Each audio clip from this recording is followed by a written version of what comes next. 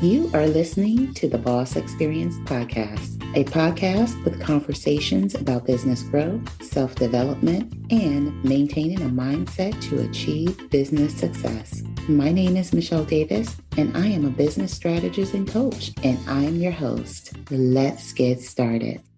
Welcome to another episode of the Boss Experience Podcast.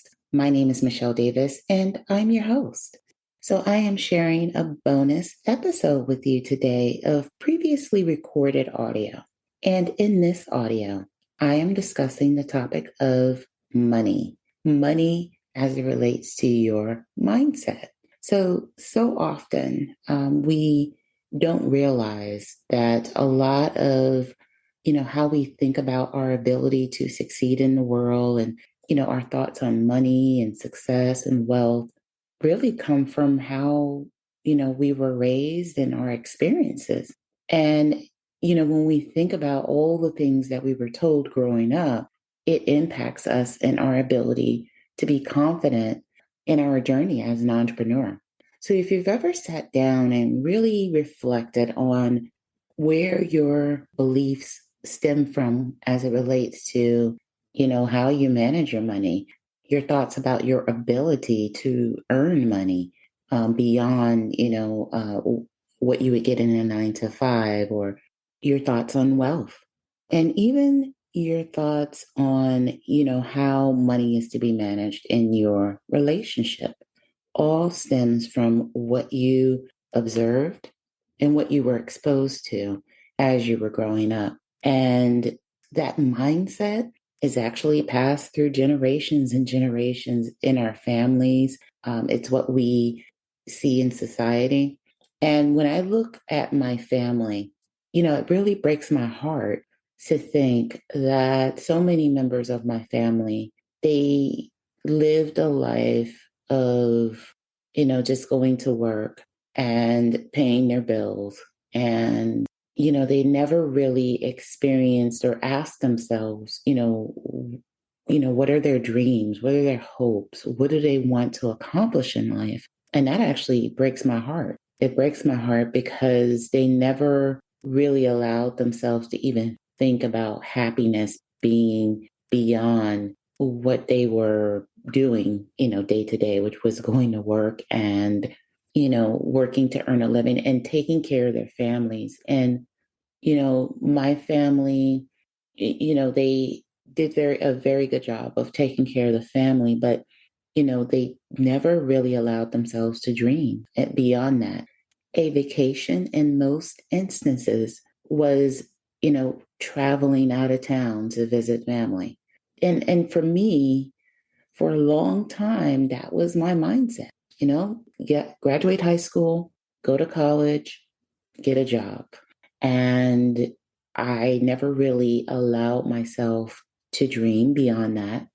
And, I never allowed myself to even ask myself what made me happy beyond what I was already doing in my life and in my career. And now that I'm older, and now that I'm made a career change and I'm an entrepreneur as opposed to my previous career, I am really starting to appreciate this transition and this new me, which really isn't that new. I've been in this entrepreneurial journey for a while, but I am really loving the fact that I am actually developing myself. I'm developing myself for the better in terms of the way I think about life, how I think about, money, how I allow myself to dream. And I am so grateful for this experience because, like I said before, a lot of my family members, didn't get a chance to really allow themselves to dream and allow themselves to see that dream come to fruition. So I wake up every day with a lot of gratitude about my ability to have an opportunity to do that and to really, see where my business is going to take me. One of the big things we have to do when we talk about entrepreneurship is we have to unlearn a lot of things. And Some of those things are, just our relationship with money and how we view money, how we manage money, and how we envision our worth as an entrepreneur in terms of what we charge, our pricing, and all of those limiting beliefs that we have around those things, wealth and money, it all stems from our mindset, our money mindset, and that stems from our family. So, and how we were raised and what we were exposed to, growing up, it really shaped how we view those things. So, in this episode, I break a few things down. I talk about negative money memories so you can get a sense of where your money memories stem from. I talk about, establishing money goals and how to really clear your mind of all of those old fears and doubts that you have about money and viewing your skills and your experiences as something that has value. So with that being said, enjoy this bonus episode. The goal here is to identify your old money fears, doubts, and issues. So this is where it gets really uncomfortable because speaking of money, scares us because whether it's a societal thing, whether it's the way you grew up. And so, we don't want to talk about money. We want to avoid it. But the reality is our lives really evolve around our money and how we manage it. And most of the time it feels like we don't have enough of it. And so we're going to dive deep about where those fears stem from and how to overcome them. Because I think, it's probably our goal, for everyone. And I usually don't speak for everyone, but I would say it's probably our goal to, have a debt-free life so we can avoid the stresses that we carry when it comes down to money. And, throughout my life, I've kind of felt like, oh my God, every time I bring money in, I'm bleeding money out. So how do you get control of it? I've felt that way as a single mother. I've felt that way just at different parts of my life. And it wasn't until later that I really understood the value of money. And it wasn't until, I started my own business that I actually started to really allow myself to really look at like how I was viewing finances. So let's talk about your focus on negative money memories. And I think this is a good starting point because you need to think about like where did your first memory of money and just how you feel about money, where did that start? And we often have hangups involving money from as early as childhood, particularly, amount of money your family had and even how they managed money in your presence. So how did that affect you? What is your money past? Did your family have a lot of money? You had a childhood of abundance, or did your family struggle? And that kind of put the seed in your brain about how your relationship with money will be moving forward. Did you have a relative who insisted that any money not spent on essentials should be saved and that indulging yourself was irresponsible? That was my money past. I was taught that and any money that you had that you weren't supposed to splurge on yourself, that you weren't supposed to envision yourself as having any desires other than meeting your basic needs. These types of memories are often at the core of financial stress, and they can last a lifetime if you don't deal with them. The thing is about relationships, you're both harboring your own beliefs about money and what it's supposed to do for you or not do for you. And when people don't talk about it or they bring in their, kind of their own beliefs along with the way your family feels you should think about money or how you were raised and how you've managed money in the past, you're coming into that relationship with two totally different perspectives on money. And that's where the conflict arises. And thinking about how we've handled money in the past and, the conflicts we've had, we have to learn to forgive others, plus ourselves. And although it can be a process that takes time, forgiving others for the role that they played in our financial stress can provide invaluable relief for moving forward. And the reality is that there's some things that we just have to let go.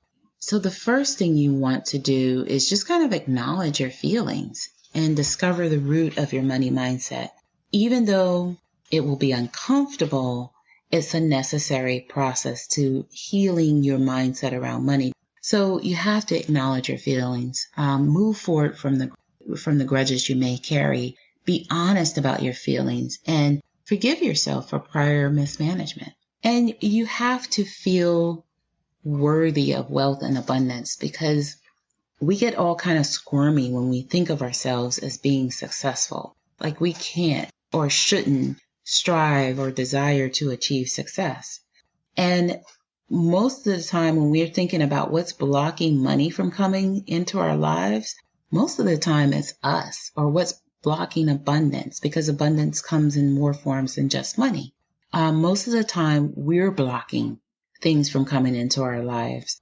We're not honest about like how we feel, and we're not giving ourselves that outlet to talk about how our mindset and how our beliefs are holding us back. A lack of confidence certainly plays a role in the eternal struggle of believing that yes, you do deserve everything good that the world has to offer. But getting over your confidence hump and getting over that imposter syndrome, you have to get honest about what you're feeling so that you can move past it.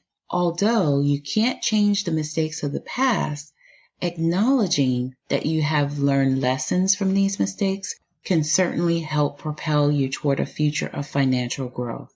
The other thing you want to do is establish some money goals. And when you think of goal setting, you always want your goals to be specific, measurable, attainable, relevant, and time-bound so that you can see yourself accomplishing your goals. Anytime you have a business, you need to have revenue goals. How much do you want to bring in? How much are you already bringing in if you already have income coming in from other sources? Don't be afraid to set these goals for yourself so you can begin to visualize and set high goals beyond what you ever thought you could achieve. So when you think about money, you also want to think, where does your money go? In addition to setting a high goal for your monthly income, you'll also want to set aside some journaling time and space for deciding what you want to spend your money on. Too often we view our money goals as abstract ideas that will pay off in unknown ways. When you know what you'll spend your money on, you'll be better able to refine exactly how much money you want to make. Let me ask you a question. How would you feel if you were where you want to be at this stage in your life, both career-wise and financially? I know the last few years have been pretty rough for people, and you may have felt like you're working 40 hours a week only to struggle to pay even your basic bills. Or maybe you were frustrated because you had to miss your kids' extracurricular activities or one of their performances because you had to do something for work. Or maybe you just like to plan a vacation where you don't have to hope and pray for a tax refund, or that you win the lotto. I know exactly how you feel. Not too long ago, I made the transition from a lengthy career in nonprofit services to a full-time online coaching business. Hey, my name is Michele Davis, and I help women turn their expertise into an online coaching or consulting business that replaces their 9-to-5 income.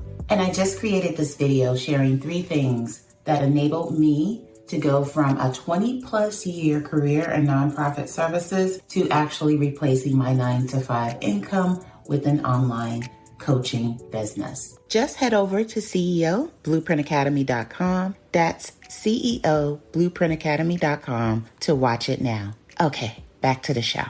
Set aside essential items first, like your rent, your utilities, or your mortgage, food, and other necessities.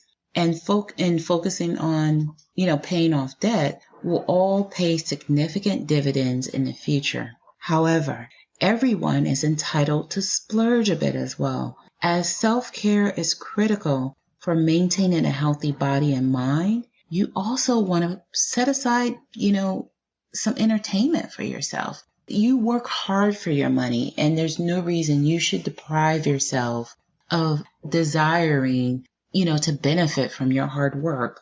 Whether it's, giving yourself a treat, or saving, for that new bag, whatever it is that you think you want to do related to having a money goal, or, that's self-care related, absolutely do it. And so many times we get into the mindset of just depriving ourselves of just living life and really enjoying life. And this is about turning that mindset around, making that mindset shift. The other thing about money journaling is it's best done as a daily activity.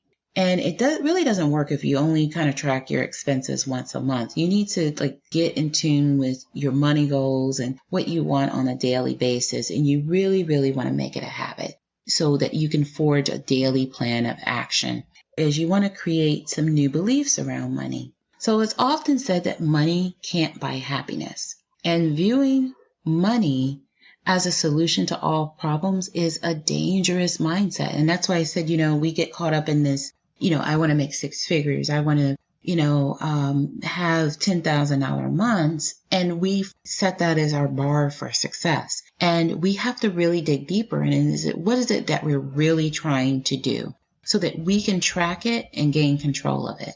And instead of being afraid of financial problems, tackling the issues head on, don't be afraid to deal with your money issues. Tackle them head on so that you can seek out the resources that are going to help you get past it. So make sure you're consistent so that you get the results you want, and celebrate your wins to make sure that you stay motivated to stay on track. This is where you get to get honest about how you're feeling, what you're feeling, where your feelings stem from as it relates to money. Thank you for tuning in to another episode of the Boss Experience podcast. I hope you enjoyed that episode, and I hope you came away from that episode with a lot to reflect on. And I encourage you to really sit down and, reflect using a journal. Some people create money journals. Other people create, just reflect on, things in their personal journal. Get in the habit of writing your ideas down and really reflecting on what your vision is for your future. And journaling is a form of planning because you're allowing yourself to get all of the thoughts outside of your head and to be able to review them and reflect on them so you can get a sense of direction of not only where you are, but where you're going. So with that being said, that concludes this episode. Thank you once again for tuning in. And I can't wait for you to tune in to another episode of the Boss Experience podcast. Take care and be well. Thank you for tuning in to the Boss Experience podcast. Don't forget to leave a review for this episode and tune in next time.